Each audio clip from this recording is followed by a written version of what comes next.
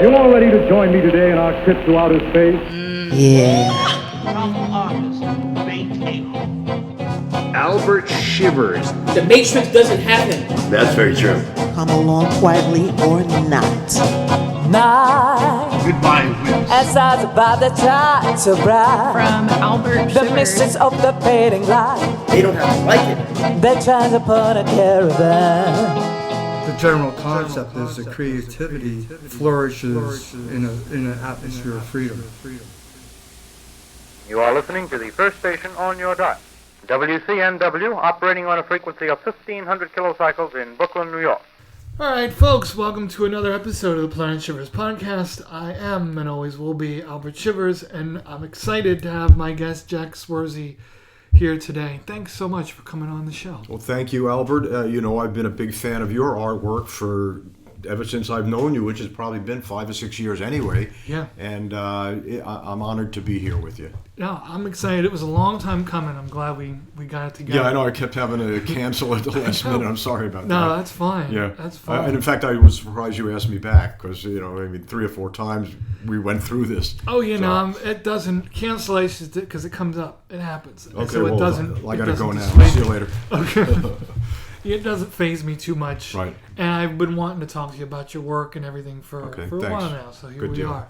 So you just had an art show was it newer work or was it, I remember it was more of a collective. It was a retrospective, and which, in a way, it's kind of silly because I've only been involved in the art world for about 7 or 8 years. But when I do create stuff, and I get stuck in different series. I do different series. I had my shadow series, my whimsical series, political series.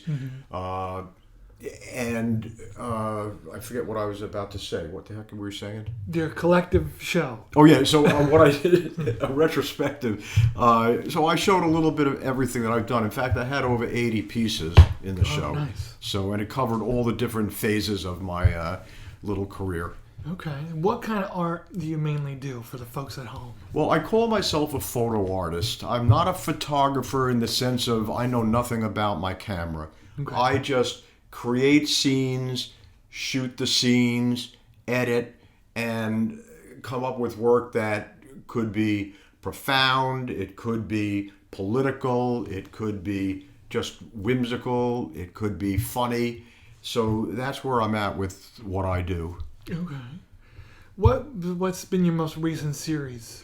My recent series, it's so hard to explain without people being able to see, but it was called The Secret Lives of Corkscrews. Okay. And I have to explain the kind of corkscrews where it looks like they have arms. Yes. And the head can spin around. Mm-hmm. Well, I created a whole secret world for them, and everything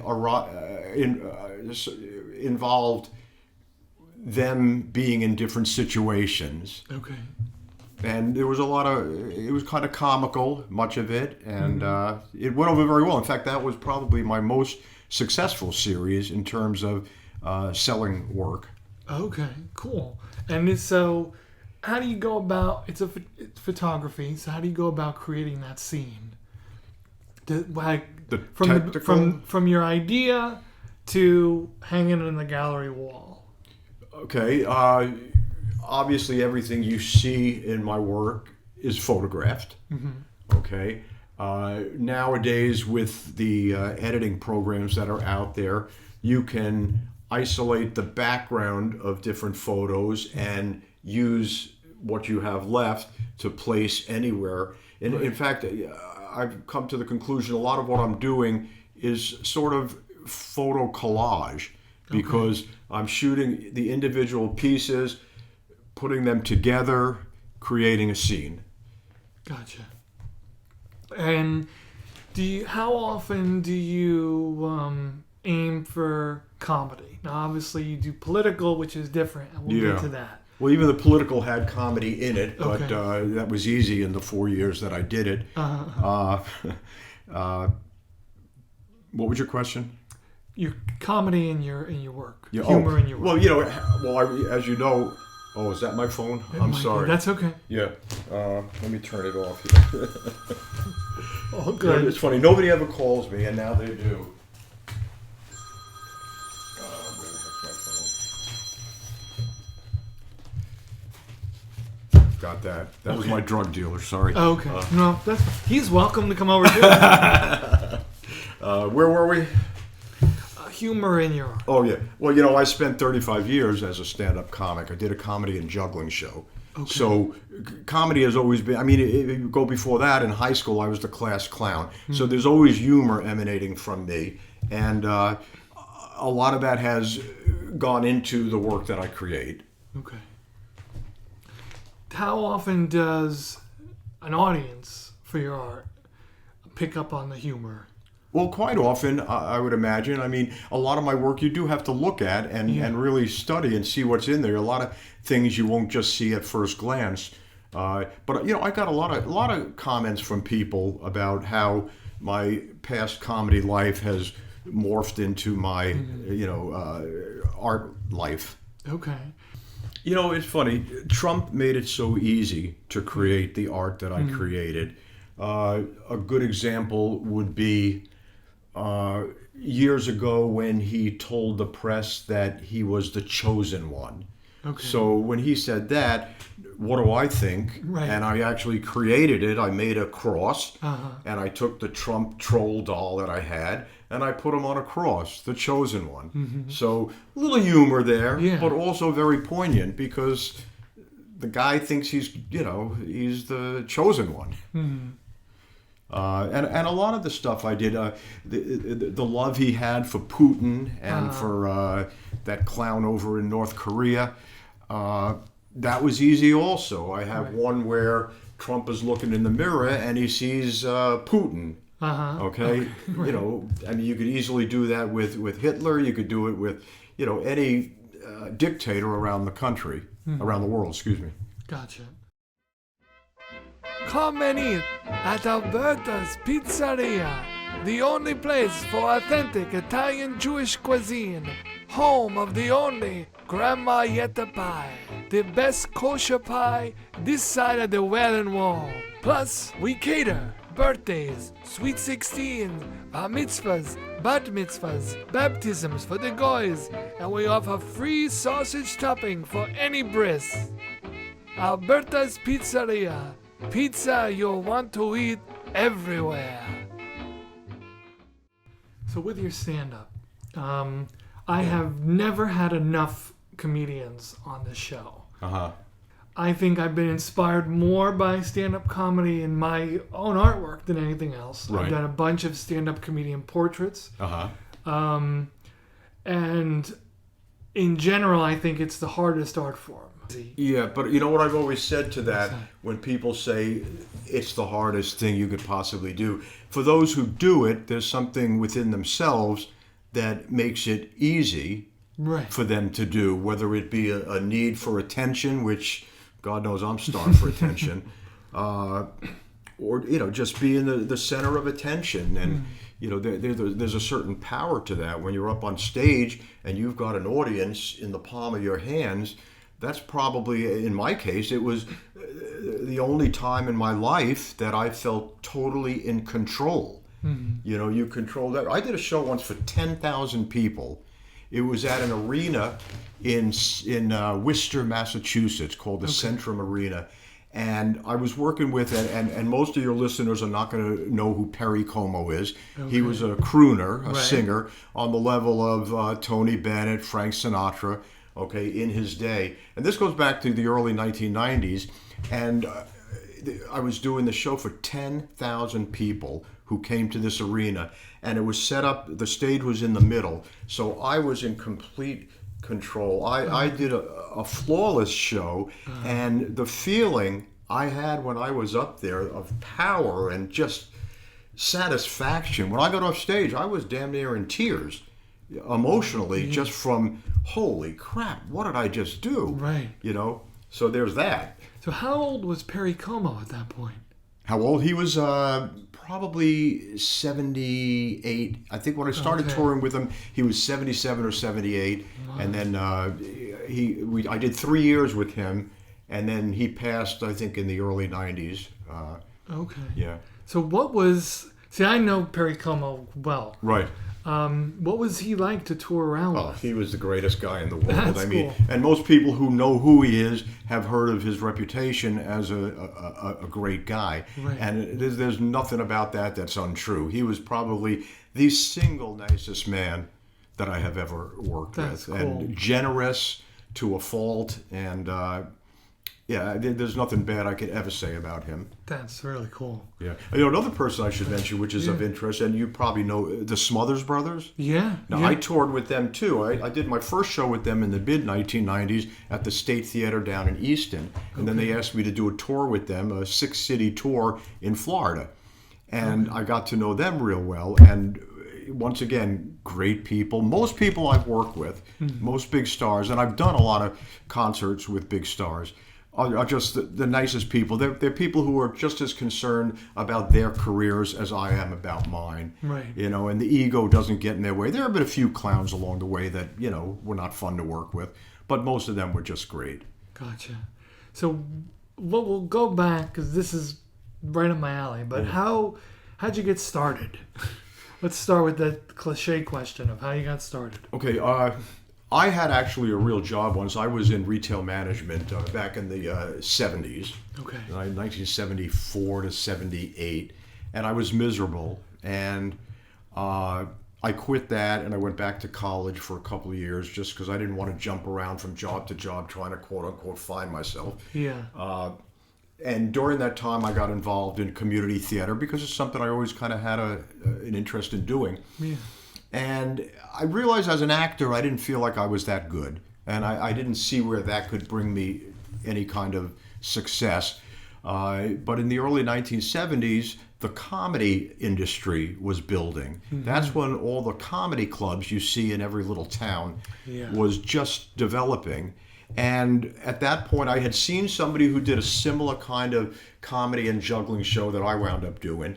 And he blew me away, and I realized then that's something I wanted to do. So I built my own show, and from there, I was able to. The first year I did this, I was able to make a living playing all these little clubs around the southeast because I started in Atlanta. Making $400 or $500 a week, which at that time was pretty decent. Okay. So that's how I got started, and then in 1983. I decided it was time to leave Atlanta and come back up north, play the clubs in New York City like Catch a Rising Star, the Comic Strip, Dangerfields, all these places. The showcase clubs. They don't pay much money, but you can get people to come and see you, and a lot of people have had a lot of success doing that. So I did that in '83. I moved back up north, and I was living on Long Island for a short time then, and I hated living there. And I was finding I was doing a lot of work here in the Poconos. Back in the 80s, there were dozens and dozens of resorts, and I would do 120 dates a year up here. Mostly midweek, and then on the weekend I'd go out and play the comedy clubs. I mean, there was a lot of work to be had back in that day. Yeah. So then I moved up here, and I started to play all the resorts. Mm-hmm. And eventually I started getting this opening act work, which is what I really, really enjoyed doing, and I pushed that. And I mean, I worked with probably over 100 major stars in concert. And of course now my resume looks like the obituaries. Many of them are gone or at least retired. In fact, and this is kind of crazy, I have my old resume up on the wall, and when one of them passes away, I yellow them out. Oh, that's funny. There's way too much yellow on right. there. And it's sad because that just means if you work with me, you wind up dying, and that's not good. So especially not in comedy. That's right. I killed. Right. Were there any comedians who specifically inspired you or influenced you? Well, in the 70s? The one young comedy juggler I saw, he's the guy. Okay. He's what was the guy. His name? Michael Marlin. Okay. And he's not doing his show anymore, but he's gotten into so many other things. But he was somebody that, at the beginning, and most comics, when they start, doing their show. They're emulating somebody. You could call it stealing. You could call it emulating. It's a little of both. Right. And I can remember when I was basically taking his ideas and trying to make it mine. And in the beginning, it really looked like I was trying to copy him. And I remember how intimidated I would be when he happened to be in Atlanta, because he was touring by then. He was really up there. He'd be in Atlanta, and he stopped in a comedy club I was playing, and I was up there feeling like, oh God, this guy's gonna hate me, you know? Right. But I've talked to him since. Actually, recently I connected with him on Facebook, and I let him know that he's the reason I had a 35-year career. I saw him at a club one night in Atlanta, and he blew me away. And I said, I want to do this. Yeah. And I did. And it really touched him that I would say that. And after all these years, me thinking, that I was just in the beginning I thought I was a cheap imitation of him. But I always kind of had that, I wonder if he thinks I was stealing his act kind of thing. But, we all know in the business, in show business, that's the way it goes at the beginning. Nobody gets up there and is automatically an original. There's something that you latch on to. Gotcha. And then you become yourself the more you do it. Yeah, you find your voice. Yeah. Can you tell me a little bit about your act? Well, I combined comedy with juggling. Okay, so I would open my show with about 10 minutes of just stand-up, little one-liners. And then I would pick up stuff, start juggling. But I was always talking while I was juggling. And, all the things I was saying in most cases had a lot to do with what I was manipulating. And I did... obviously I did juggle balls, I juggled machetes, I juggled things that were on fire, I ate fire, which was good because I never had to trim my mustache. And I did, I don't know if you know what a devil stick is, but it's a stick that jugglers hit back and forth with two other sticks. You spin it around and... and the cigar boxes. You ever see the cigar boxes that jugglers do? No. Well, if you Google it out there, you can see what I'm talking about. But incidentally, if you ever Google me on YouTube, I got all my old videos on there. That was going to be a question of mine. Yeah, and they're fun. And a lot of the TV spots I did, I never reached the top of the business, but I did make a nice living somewhere in the middle. Right. And I did get some TV breaks in the 1990s. On the Nashville network, which was TNN, which no longer exists. Yeah, Obviously, I started doing all the shows on there, and then they went south, and that was it. So, my opportunity to go further with them. Right, another yellow line. Yeah, there you go. So I have all the videos from that on there, and I was at the peak of my career in the 90s. That's when it was really happening for me. I was making good money. I was being seen. And then it's downhill from there. Now I'm an artist. What were some other big names that you may have crossed paths with? That are notable? Well, I worked with the Beach Boys. I mentioned the Smothers Brothers, Weird Al Yankovic. Okay. He was fun. I worked with Milton Berle. Of all people. I caught a lot of these. Big names at the tail end of their career. Right. They were no longer on top of the business, but they were still able to fill 3,000 to 5,000 seat venues. Right. Rosemary Clooney is another one. Andy Williams. Just a lot of classic old names. I should have brought my resume. I couldn't run them all, So did you, with some of these names that you're saying, I can't help but ask, did you work up in the Catskills at all? I did do the Catskills, yeah. Okay. In fact, when I first started working the Catskills in the 80s, I was terrible up there. Okay. They were just old, tired, miserable human beings in the audience. Okay. And I still was trying to be too hip, and it didn't work. As I got older and played the Catskills, I was more on their playing field, and I could relate to them. And I actually found them to be really good as I got older. But in the early years, man, I hated it. I was terrible there. Yeah, okay. Gotcha. A lot of the young comics who were sent up there, it didn't happen because we were used to work in the clubs, and you're hip. Right. And then all of a sudden you're up, for a bunch of tired old people who go to the Catskills. So. Yeah. But like the Poconos, there are no resorts left there anymore either, No. Not to speak of. No, they just... a couple of years ago, I dug through the old Penn Hills before they like leveled it. Now Yeah. it's, Yeah, well, now it looks better than it did when it was up. I worked Penn Hill. That's the first gig I did up here. oh really? Yeah, they hired me, and that was in like 84, I think, 1984. Okay. And the resorts were falling apart even then. I can remember coming up here, and it was sort of, to me, that was the beginning of the end of the Pocono resorts. Okay. You know, a lot of these mom and pop businesses were never putting money back in to their businesses, and the facilities were just run down and tired looking, and they weren't keeping up with things. And, you know, you could just see over the years, you know, especially through the 90s, that just less and less people and a different kind of person. It's almost like they were, and this doesn't, I hope it doesn't sound snobbish, but scraping the bottom of the social barrel to get people to come up here. Okay. And they were tough crowds, man. They were nasty, they were rude. You know, so it really got to be less fun to work up here. Okay, gotcha. So when you were working up here, were you living up here yet, or were you still? Yeah, I mean, when I first started working up here, I wasn't. But then I met the woman who I did wind up marrying, Jill, and I had a good buddy who I was hanging out with up here. So, you know, after a few months in this basement apartment on Long Island, I decided I would move up here. So somewhere around 84, 85, I moved up here. I lived in Delaware Water Gap at the Water Gap Village Apartments. Okay. And then in 87, I bought a house out in the Scott Run. Okay. So, Cool.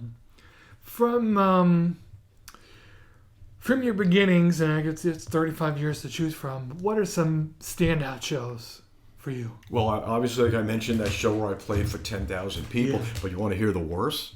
Okay. The worst. Let's go for people it. love to hear when comics Yeah. die. I was hired to work at Estes Arena at the Taj Mahal, which was owned by Trump back then. And I was hired to open for Tim McGraw. Oh, pipe. Sorry. Okay. And, you okay? Yeah. Good. Tim McGraw, country artist. Okay. It was a lot. There were a lot of people. It was in another arena, and for some reason they thought it smart to put me on as people were being seated, which was terrible from the start.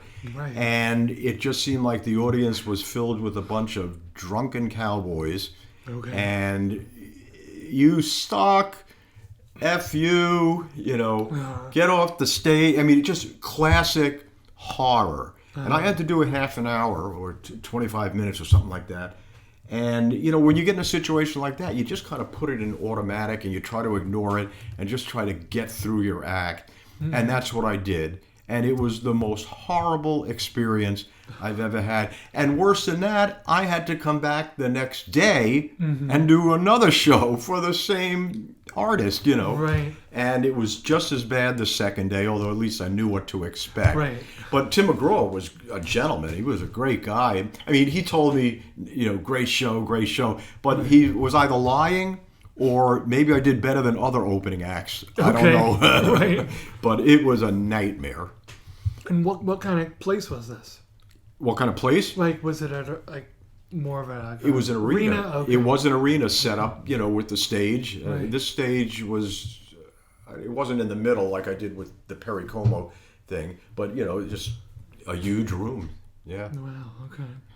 Yeah, it doesn't seem like a comedy act would be the best opening act for Tim McGraw. No, well, it wasn't that night. Yeah. Right. But that's something I'll always remember, you know. I mean, it was the worst, the single worst time I've had on stage. That's rough. Yeah. It's so much easier being an artist. Yeah, sometimes. Because if people hate your work, they're not going to yell at you. Yeah. But, you know, it's you're either going to get stabbed in the front or stabbed in the back. Right. Well, that's true. So when you first started with your act, at what point did you feel that, okay, this is what I'm doing for a while? This is what I'm going to do? Oh, fairly quick. Okay. Because, like I said, you know, I started at the right time because there was just work all over the place. Right. You know, in the late 70s, everybody was opening up a comedy club or just doing comedy one night a week in their restaurant or something like that. So there was never a shortage of work. Okay. And then do you still do any comedy now? No, I'm not funny anymore. Okay. No, I don't. sure- I don't. I have no. You never desire. lose. You never lose funny. Yeah, I mean, I can still be funny, but it's been actually in May. It'll be 10 years since I did my last show, Okay. and the last show was at the Kirby Center in Wilkes-Barre. I opened for his name. It escapes me at the moment, but that was the last time. 10 years. I haven't been funny. Hi, ladies and gents. So please, just to be informed about. And thank you so much. Okay. So you can get as deep into it as you want. What made you decide to stop? Well, as I've mentioned, the work I loved doing was opening for all these big stars, and I was getting a lot of that work. I was getting a reputation for being a strong opening act. Okay. But because of the age that I was suited to work for, of the headliners, they were either dying or retiring, and I was getting less and less of that kind of work. And I had a choice to make. Do I want to go back and do the clubs? Do I want to go back and do the resorts? Or should I quit while I'm at the top of my game, which wasn't a huge top? I don't want to make it sound like I was huge, but I think that was as far as I was going to go at that point. I mean, I had done the TV; it wasn't going to happen anymore. So at that point, I said, you know what? At this point, I think I'm going to stop doing this, and I did. Okay. And then a couple of years later, Jill said to me, my wife, she said, you really need to do something. Why don't you get a camera? And that's when I bought my camera and started playing around with it. Okay. Well, you definitely made it a lot further than most. And in the show business? Yeah. Oh, yeah. That's very admirable, just to stick it out like that. Yeah. Well, like I said, I made a good living, for all those years. Never reached the kind of stardom most comics set out for. Mm-hmm. But that's okay. I used to work with Rosie O'Donnell. Okay. When I lived on Long Island for that short time in '83, when I moved up here, she used to meet me at my little basement apartment, and we'd drive to these crappy little $50 gigs in Connecticut or New Jersey, or Long Island, New York. And she would always used to say that she was going to be a star someday. She didn't care if Letterman put her on the show now, or if Carson put her on his show. Mm-hmm. She was going to go when she was a star. She knew it, and she became a star. And I always have thought some people were meant to rise to the top of the business. Other people were meant to do what I did. And there are people that did less, Right. So, you put it in perspective at some point, and that's where it's at. We can't all be stars. Right. We can all want to be stars, but that's not the way it goes. I got you. Yeah. So you picked up your camera, and so how long have you been doing that again? About 7 or 8 years now. Okay. Yeah. What progress have you noticed? What have you learned? What do you like the most about it? Overall, The feeling of creating something new and different. Okay. It's funny. I'm right now at a creative standstill. I'm not sure where I'm going to go with the work. I've always, found new series to work on, new niches. And I'm struggling right now. I don't know where I'm going to go with this.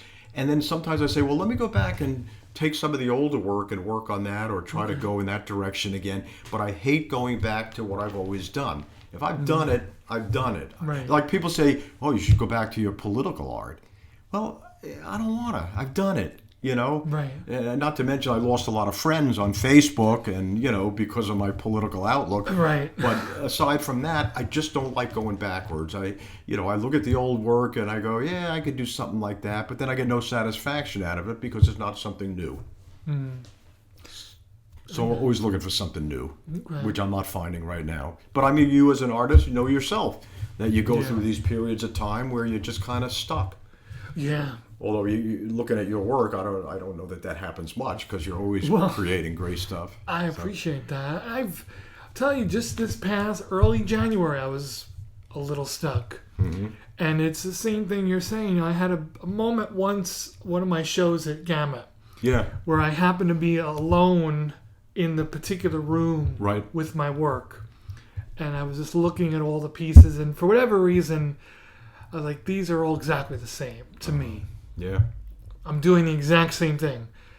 And the moment when I talk to somebody about my work, and maybe you've experienced this, where they'll say, "Oh, Albert is this guy. I remember, for an example, oh, he's the jazz guy." Mm-hmm. And I just was like, well, I'm not doing painting any jazz for a while. Because Yeah. I never wanted to be like, he's this one. Right. He's this, he paints the jazz. He Yeah. paints this. He always does this. Like, I have to keep mixing it up. Right. Right. And when you do that that, keeps you you learn. fresh, and it keeps people interested in your work. Yeah. You know? I mean, not to knock anybody else, but if you do the same thing over and over again, it gets tiring Right. to anybody. And people lose interest in Right. you. Right. Because they know what to expect. Yeah. So this morning I was looking at one of your pages, and I seen you posted up a horse piece. Yeah, I just did And that. that was a fun one. Oh, thanks. Yeah. Yeah, and that's part of my struggle. I mean, I go up in my office and Right. and I look around. What can I do? And then I have this huge game piece collection. The little pawns you move around Okay, the board. I have yeah. thousands of them, and I picked a few of them out, and I started shooting them, and then I edited them out, and I able to place them here and there, and I created this thing. Now I felt good that I did something a little different, even though it's too simple. It's not saying anything. It's just a visually nice looking image. Right. And that doesn't do it for me. I could be doing that, and I probably will still try, but I need something more. You know what I've been getting into a lot lately, which I don't know if you've noticed or not. Are you familiar with the Drost effect? The Drost effect is where there's a picture within a picture within a picture within a picture. In other words, if I'm standing there and I take a picture of myself holding a frame, in that frame is going to be the same picture you're looking at. And in that frame, Gotcha. the Drost effect, Droste. Okay. I've been really working on that. And a lot of the work I've done recently with the Corkscrew series and with other things have utilized that technique. And I find that fascinating. Now, even that's getting a little old. I'm trying to find different ways of doing it without just somebody holding a frame and the picture Gotcha. within a picture. So, I'm playing around with that right now. Okay. Would you ever get into photographing people within your style or within your ideas? It's funny. When I first started out, when I got the camera, I thought I'd do street photography. Okay. Which I feel is a little invasive. You have to ask the person, really. Yeah. I never got into that, but no, I don't see myself doing that. Okay. It has to be something unique to give me the satisfaction I need. Okay. Cool. Yeah. Well, it was great to have you on the show, Jack. Well, And thank I'm you. excited for your projects. And before we stop, I want to say on recording, because it does mean a lot to me, Yeah. you and your wife, who's a fantastic painter, Jill, have been so supportive of my work. And it does not ever go unnoticed and doesn't go underappreciated. Well, that's very nice of you to Because say. it does mean a lot to me. Thank you. Everybody who reaches out, but you two in particular, are always make sure to let me know that you like what I'm doing. Well, that's and very that nice of you does- to say, and we have an eye for we kind of love watching the younger artists in the area. We're both of us are in our 70s, so when we see people in their 30s and 40s doing it, I look at it. They're the future of what's going on here in art, and you're one of them. And so is Courtney Nat, Yes. who I'm just a huge fan of, and you people are going to grab the art world by the you-know-what and move it forward. And people should be watching you guys. One thing I got to say, you got to promote. I was always good at promotion. That's show business. Right. Okay? Business. Uh-huh. There's show and there's business. Well, the art world's no differently, because there's a lot of great artists around town Right. who nobody's heard of.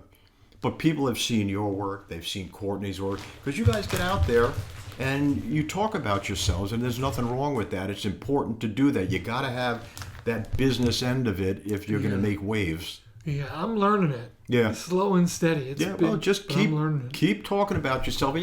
I sit around going, gee, people are probably saying, oh, Jack's doing another post on his upcoming show. Well, if they want to roll their eyes, fine. Yeah, you they have know to. about it. Yeah. Yeah. Yeah. So, but keep that in your mind, and I think the future of the art world in Stroudsburg and the Poconos is just great. With people like yourselves and Courtney and India. You know India, right? Yes. Yeah. I can never remember her last name. I'm in talks with her for coming on the show too. Oh, good. Yeah, she should. She's great. Yeah. Jill calls her an expressionist. She expresses what's inside of her, and that to me, she has my respect because, it's everything she does says something. Mm-hmm. There's another fella. Jesse, I think his name is. He's up north. He does. He used to have a bad drug problem, and he's cured himself of that. Mm-hmm. But whatever he does is just you can see and feel what they're feeling inside, and that to me moves me. Art should move you. Yeah. And that's not to dismiss pretty art because that moves people in another direction. Yeah. But to me personally, it's when people are showing who they are and what they feel and what they think, that to me is the kind of art I like. Exactly. Yeah. And I find myself attracted to art that includes that, and also something that will go, oh, I've not seen something like this. And that's where with India, and I first really met her and seen her work just this last show at Gamut. Oh, at the Gamut, right. I had not crossed paths with her, at least, even in this small town. I just haven't crossed paths with her yet, and I seen it, and it stood out. Yeah. So that's the same thing I try to put into it is okay, how can I not only change what I'm doing, but do something that's a little bit different and find something I'm not going to hate?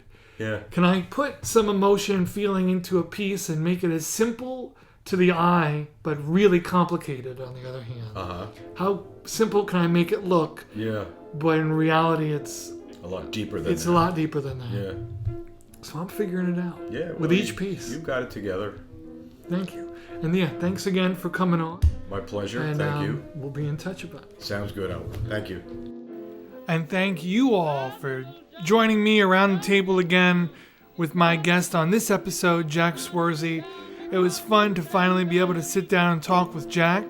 And it's great to finally get another episode out, our first of 2024. I hope you enjoyed it. There's going to be a lot of good ones coming up this year. And I'm looking forward to putting them all out. More homegrown, sitting around the kitchen table podcasting for us. It's exactly the way I want to do it. And we've been getting a lot of good feedback about it. It's what we got to do more of. So I hope you enjoyed this episode. Don't forget you can see and hear other episodes on all major podcast platforms or on YouTube with video. I'll catch you guys in the next episode. And until then, take care of yourself and take care of somebody else.